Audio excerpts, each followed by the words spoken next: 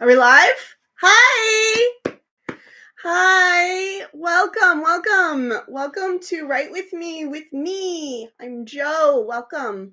I am writing like Amy Tan today, so this is gonna be so much fun. So I've been binging Masterclass, and I found Amy Tan's, and I found her writing habits so interesting. So I want to write like her today. So let's get started. So the number one thing Amy Tan said when she started, now she started in her 30s. And so if you're a writer like me who is a little bit more mature, that's really encouraging, extremely encouraging. Um, Margaret Atwood says that most writers, no offense to the youngins, but most writers have more to write about. It's a unique occupation in that it's not something that you outgrow or you age out of. It actually works the other way around. For example, a 60 something person might be able to write about a 20 something person because they can remember what it was like to be 20 something. But it would be very difficult for a 20 something person to imagine what it's like to be 60. They'd have to interview people and kind of experience that in a different way because they haven't had that personal experience. It's a little like acting like that, but opposed to acting, you don't age out of it because Hollywood appreciates the youngest and the most makeup, and I'm not that person, so I love that very much. So we're writing like Amy Tan, and Amy Tan, as I said, started in her 30s, and the first thing she realized was she was not going to quit her job. So, for those of you like me who write and do other things, that is also extremely encouraging. So, upcoming, we're going to be looking at writing like Hemingway. So, if you're interested, subscribe to the channel. I'm editing that video this afternoon, and that'll be up in the next few weeks. But basically, there was these older writers, these classic writers that we know had some advantages that modern day writers don't have, and not just men versus women. This isn't a guy girl thing. This is just a state of lifestyle. A lot of those people had somebody in their life, whether it was a servant or a gardener um, or even just their spouse, would take care of the household chores and the raising of children and that sort of thing. And you'll notice in the Hemingway video that there are going to be a few differences between me and Hemingway because I don't live in the same time as him and I don't have the same advantages that he had. But that's okay.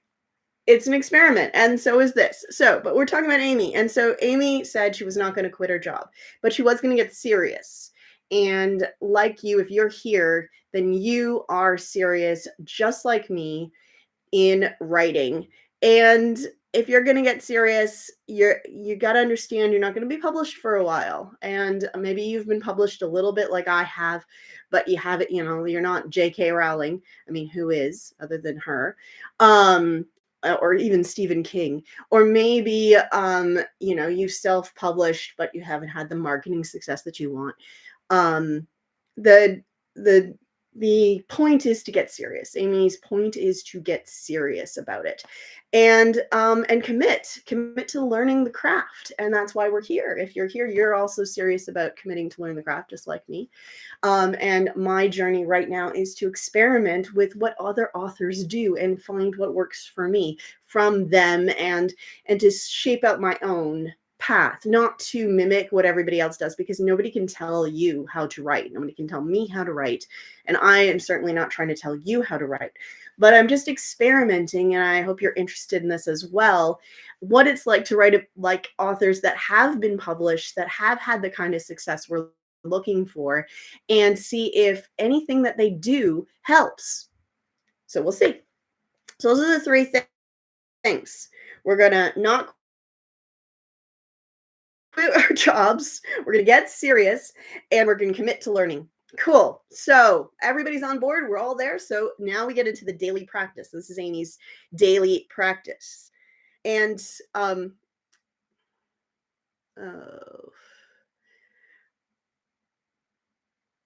sorry. I was going to show you my rejection letters. Amy showed off her rejection letters, and I was going to do that. I'll do that in an upcoming video if you're interested. Subscribe. I'll do an upcoming video where I'll show off some of my rejection letters. Amy did that, and I thought it was really interesting. If you have subscription to Masterclass, watch that episode. It's quite cool. Actually, Judy Bloom does it as well, and it's an interesting exercise. And if you're not keeping your rejection letters, then I recommend you do so, because I have definitely seen a progress. So in early stages, I was getting very much a form letter, and now my rejections are personalized. They mention what they liked specifically about the story and what specifically didn't work. And sometimes that's something I can go and yeah, you're right, I should have changed that. I'm going to go change it now. And sometimes it's like, yeah, you know what? I'm not really going to, make my fantasy book a non-fantasy book. So it's probably not the right publisher for me. That's not actually happened. I don't submit my fantasy book to publishers that don't publish fantasy books. I'm not an idiot, but there have been a few things like that where it's like fundamentals of the story and I'm not going to change it. Anyway, so we're going to skip that part because I didn't print them. I thought I was so prepared, and no matter how prepared I am, I'm not that prepared because I am a planster, not a plotter. And I totally plans these videos. Anyway, so Amy starts with some rituals. So her rituals are to go into her writing space that she has. She has a writing space, and she burns some incense. And she talks about some other writers who burn a candle. It's not my jam, but I do always have coffee. I usually have a cup of coffee. I'm usually in this space, so this is my newly reorganized. Oh, if you're from the future, that's a really big clue for something we're doing down the line. This is where you're going to find out the answer to the question. So if you're watching this on replay, head back over to that video where I mention the redesign and get the freebie. But anyway, the rituals that I do is I usually either write here or write outside or write in a coffee shop. And I always have a coffee. Pretty much always have a coffee with me. And I've started writing by hand. And that is because of that David Lynch video. I'll pop it up there for the replayers. That I wrote like David Lynch as my first write like. And I was amazed by how writing by hand was so much better. And it's interesting because as I'm preparing for these write like videos, everybody so far writes by hand. So upcoming Margaret Atwood video, upcoming Judy Bloom video, upcoming Hemingway video, as I mentioned. And I think even Stephen King. I'd have to watch the replay. Maybe you can watch it and let me know in the comments. But I think even Stephen King wrote by hand. Because I remember writing by hand for that video.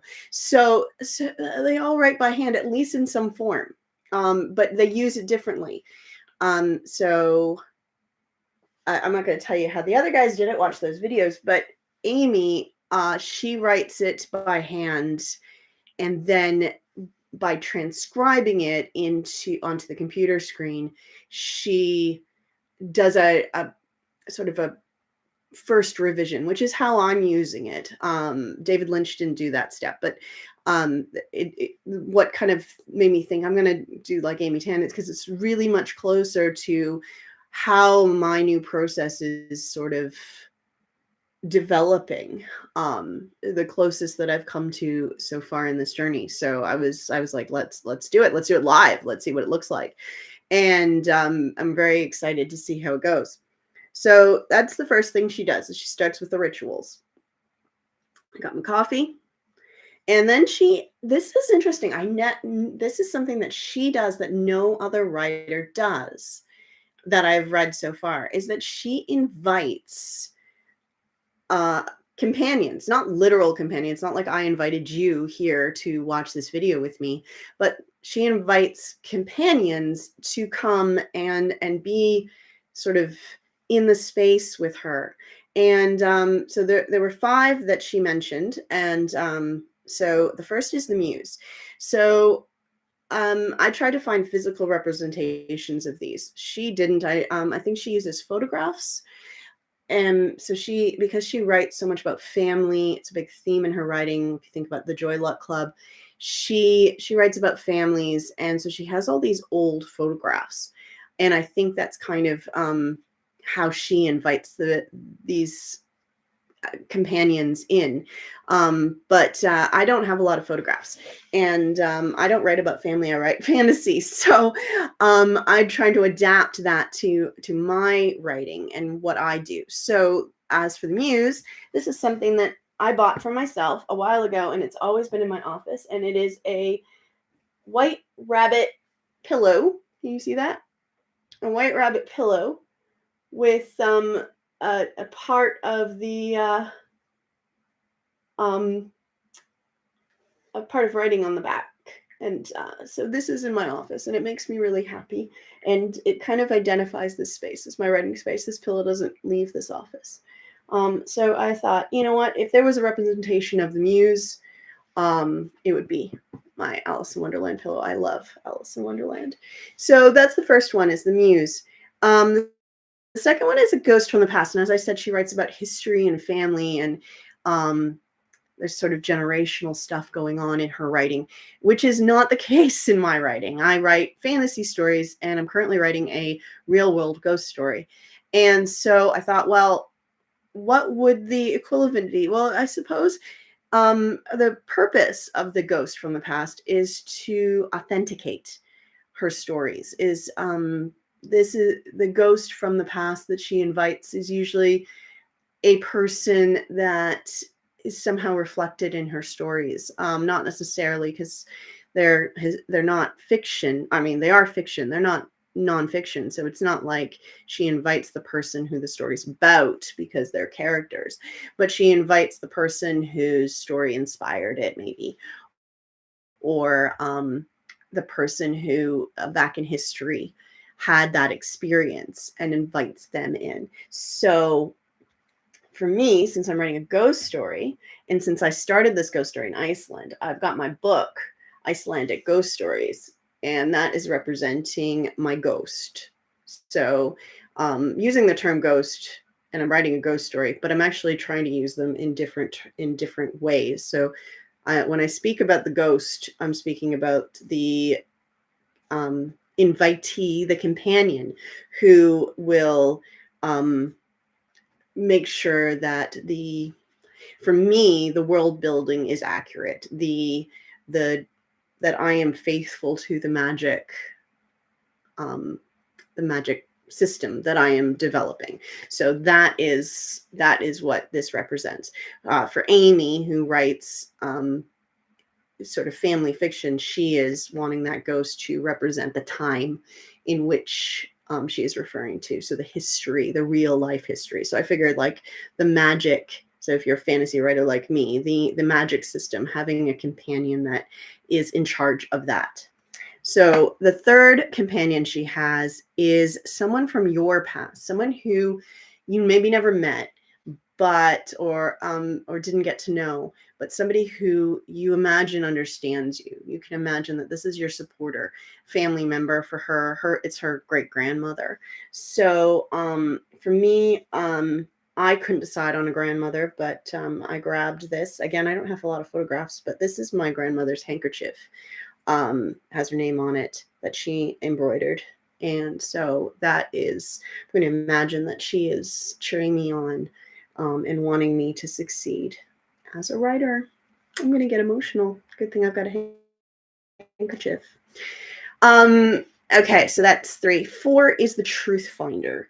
So for Amy, that is this was a little bit confusing for me, but I guess the ghost is sort of an emotional, and whereas this is sort of an analytical companion, but they're doing kind of the same thing in that they are making sure that there is honesty in the story. So whereas the ghost of the past was maintaining the system of the world. So in my case, my magic system. This companion is the truth finder. So for that, I have picked Ira Levin, who wrote Stepford Wives, because I'm trying to write a scary story and keep it kind of funny and quirky. And I feel like if I want to stay truthful to the emotions that I'm trying to, I don't want to get too silly. I feel Stepford Wives, because Stepford Wives tackled some pretty serious issues in a satirical, not really funny, but very scary way. And so I felt like this could keep me on track. So that's that. And the last companion is the doppelganger. And this made me think of David Lynch again, because he does love a doppelganger, but that's not what she means. She means this is yourself as the best writer you are, and the great writer that you can be. And that, oh my goodness, like I got so emotional when she said that. So my companion is me, but I've picked up, this is the very first time I was paid for writing, and not the first time I was published, but the first time I was paid to be published was in this magazine. I was also posted online. They were owned by the same company. And it was my Cinderella story, which went on to win the Edith Mills Festival and has been published online since. And it was just $5 for the story, but it was the first time I made money. And so I am grabbing that, because that is something to be proud of, and it reminds me that I am a good writer. So you got your rituals. For me, the coffee in my writing space, and we've got the companions, right? So the next thing she says to do is keep a journal. So I have that, and you've seen this every time. If you see me writing my ghost story, you see I've got this pretty much at hand. This is my Icelandic journal, which has been carried on to my ghost story journal, because I had started my ghost story in Iceland. So I did my save the journal on this one, and I've got my index notes down the side, and there's a video on that. I'll if you're on the replay, I'll put a link in, and you can know how to save your journals.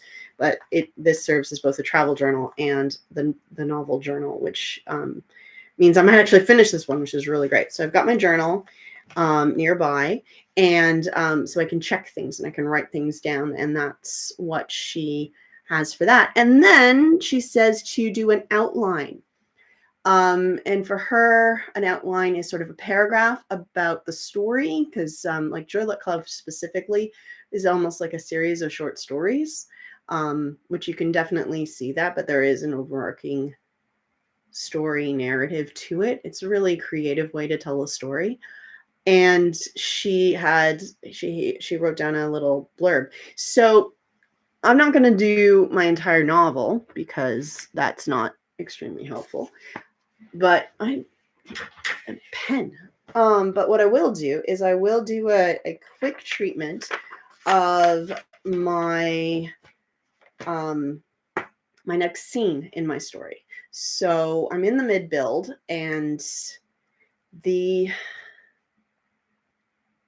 my hero, my protagonist, is being haunted, being actively attacked by the ghost called Loopy.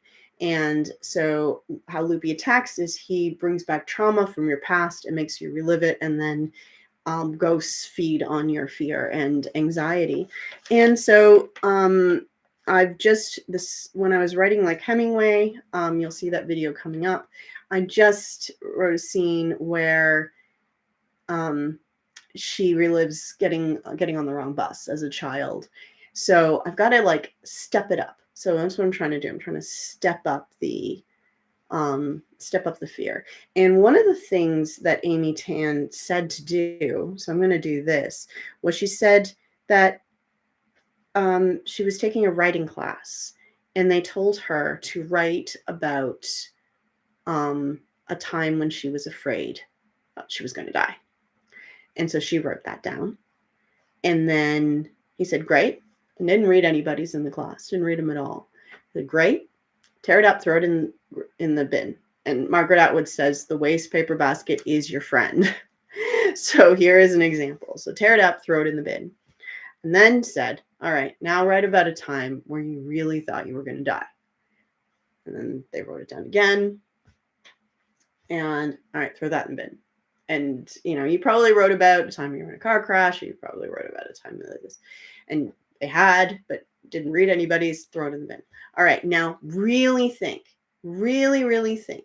When was a time that you thought you were going to die? And she remembered something. Watch that class, because I don't want to tell her story, but it was quite, she told it, and I'm like, whoa. But she had forgotten. I don't know how she forgot. But, whoa. But yeah, she had forgotten it. And so she wrote that. So that's what I'm going to do. So I'm going to kind of take that activity that she gave and the activity of writing a outline. And I'm going to write one, and then I'm going to write a second, and then I'm going to write a third. And I'm going to see and I'm going to go from my own trauma. Little bit of a disclaimer. She did say that if you have post-traumatic stress, or you have trauma in your past, which I have, and that's why I'm writing this book, but I'm in a healthy place and I'm working through it and I'm okay. But make sure you're in a good headspace, because this is not therapy. This is writing. It's creative writing. So it's not therapy. It's not like a way of,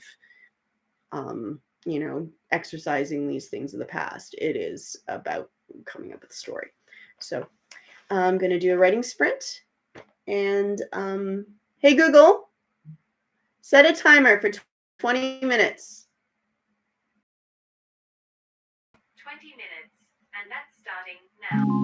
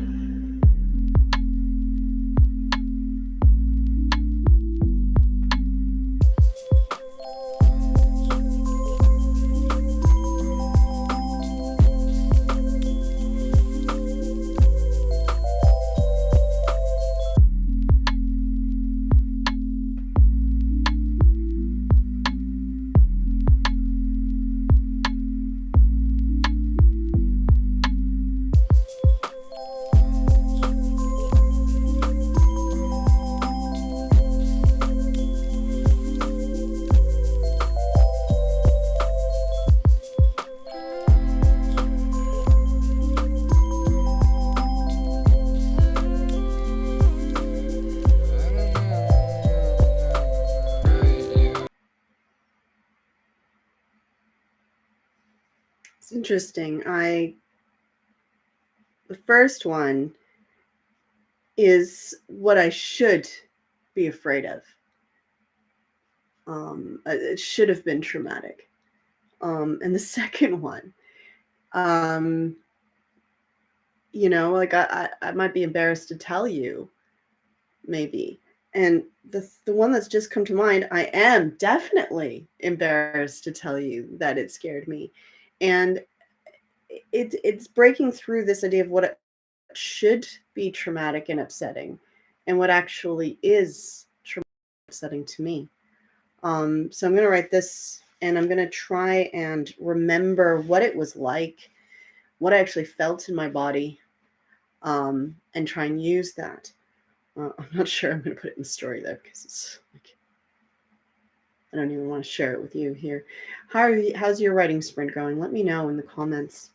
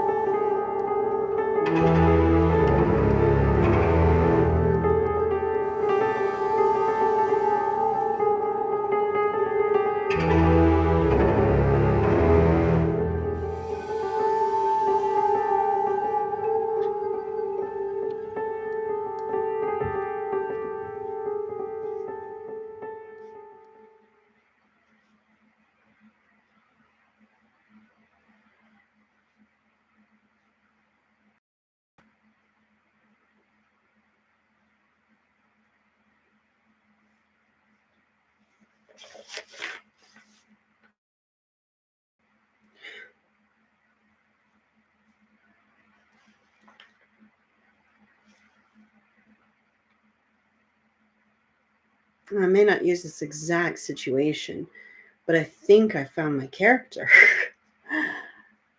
This amazing activity. I'm really glad I gave this a go. So now what I might do is I've got that feeling in me of what it felt like to be scared like that and how I reacted to it. And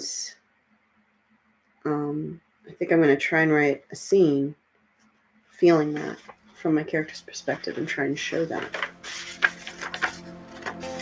Like in the same circumstance.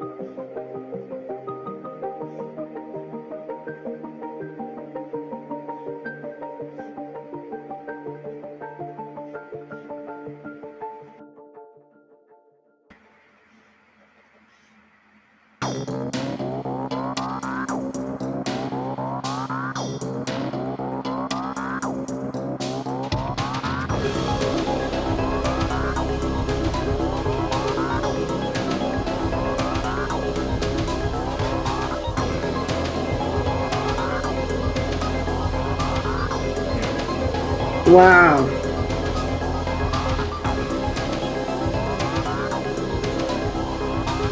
I'm shaking. And what's happening to my character isn't what happened to me, but I'm shaking. This is giving me the feels. And I wonder if it would give my reader the feels as well.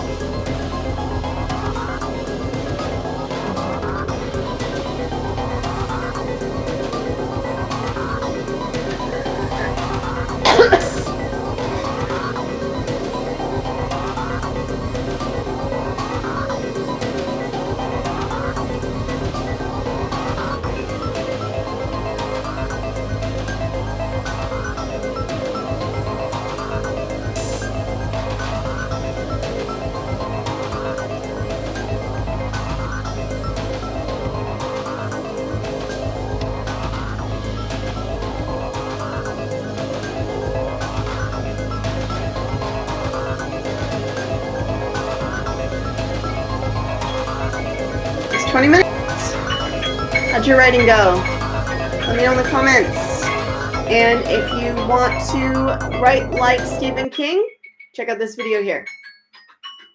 See you next week.